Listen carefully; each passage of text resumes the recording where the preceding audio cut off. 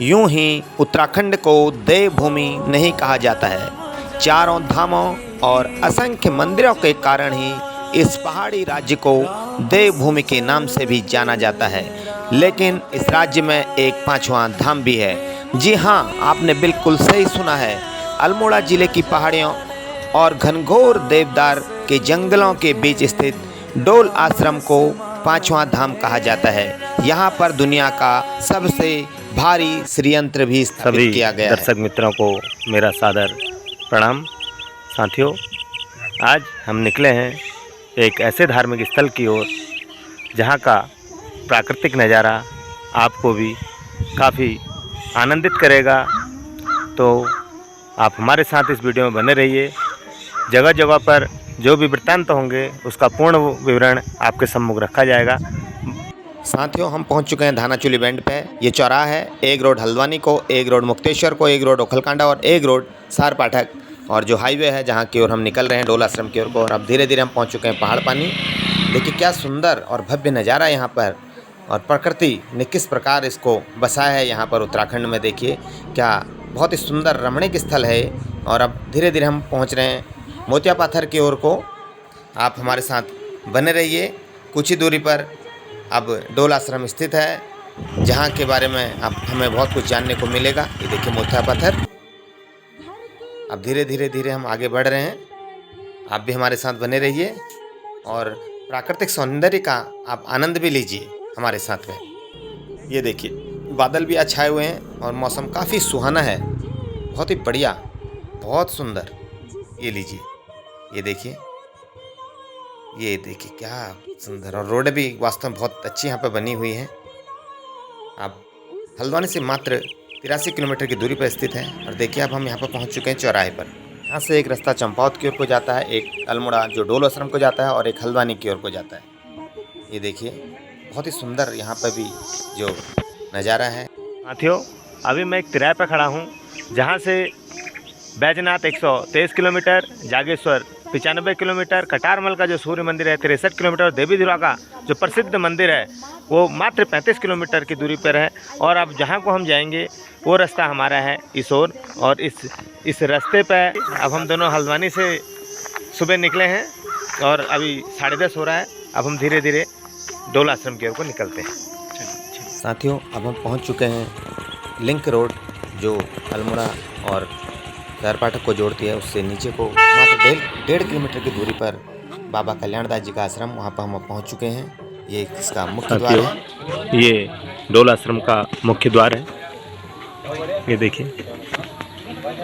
देखिए कितना भीड़ यहाँ पे है। गाड़ियाँ इस बात का संदेश दे रही हैं और बहुत सारे भक्त यहाँ पर आए हुए हैं। ये देखिए शिव जी की बहुत बड़ी मूर्ति, ओम नमः शिवाय।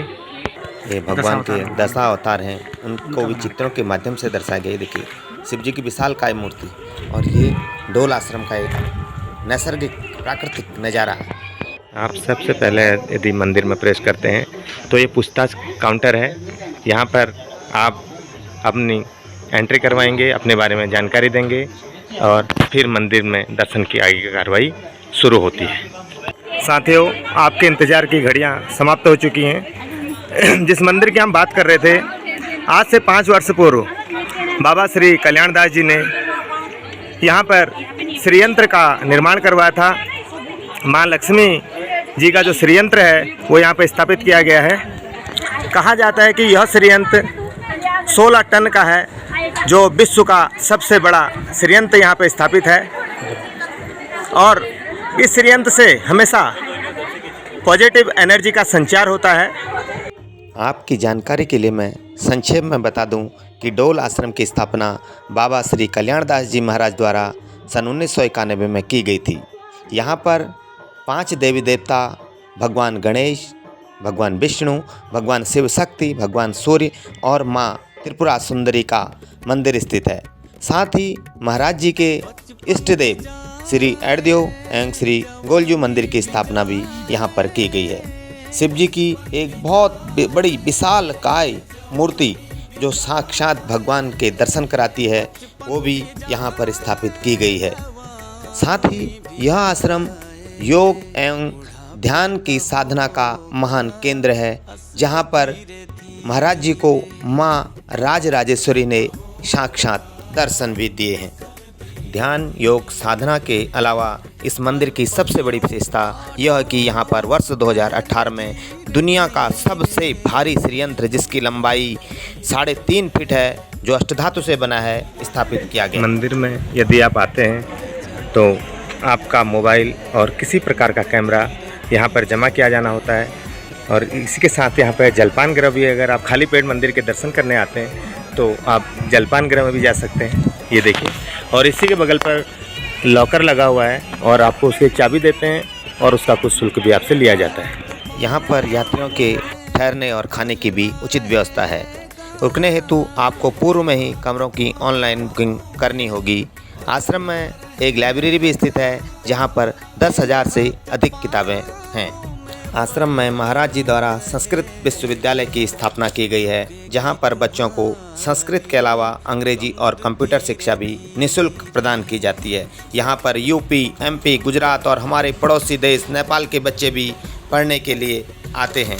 आपका भी इस तपोभूमि में हार्दिक स्वागत और अभिनंदन है। तो आप सभी दर्शक मित्रों से मैं आग्रह करूँगा कि आपको अपनी लाइफ में एक बार डोल आश्रम के दर्शन जरूर करने चाहिए, और यदि आप यहाँ पर आते हैं तो आपके अंदर एक सकारात्मक ऊर्जा का संचार होता है, और कहा जाता है कि किसी भी बाधा में, किसी भी टेंशन में, तनाव में अगर व्यक्ति रहता है तो उसके सारे तनाव यहाँ पर आकर स्वतः ही समाप्त हो जाते हैं। तो मैं आप सभी लोगों से पुनः निवेदन करूँगा, आग्रह करूँगा कि इस प्रकार एक बार आपको भी यहाँ पर आकर इस रमणीक स्थान में, इस सुंदर भव्य स्थान में, जो कि देवदार के घने जंगलों के बीच में बसा हुआ है, देवदार के ही पेड़ आपको नज़र आते हैं, तो आप आइएगा और यहाँ पर डोल आश्रम में अपना शीश नवाएं और भगवान जी का आशीर्वाद भी आप लेंगे। स्थापित किया गया है,